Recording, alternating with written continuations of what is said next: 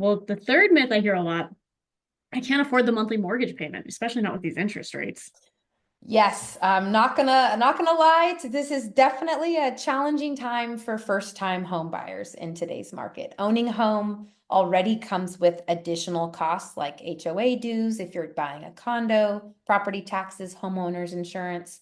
And although you don't pay those as a renter, you are currently gonna build up equity in your house. So that higher payment that you're feeling, you are tucking that away into your real estate savings account. When you rent, your interest rate's actually 100% when you think about it, because you're never going to see that money back.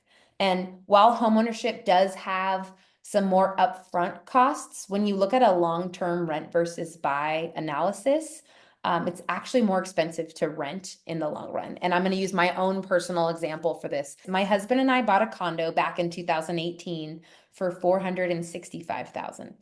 7 years later, 2025, we have not done any renovations, nothing to the property except for just to maintain it, and we could probably sell it for about 740. Had we rented, we would have spent over $277,000 in those 7 years on rent with nothing to show for it. So instead, we've built nearly that exact same amount in equity. And even though it was a little more expensive when we first got in, I would truly call that worth every penny of the investment. That is seriously such a good point.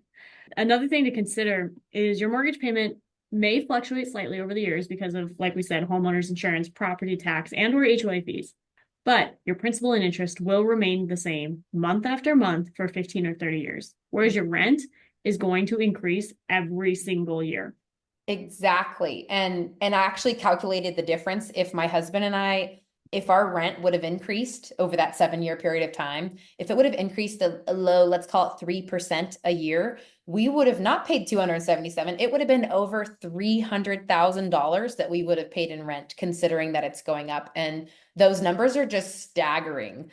And I just want to shift gears really quick because there is a way to make that higher monthly mortgage payment a little bit more comfortable. And this Mm. method's becoming more popular, I'm finding, and it's through house hacking.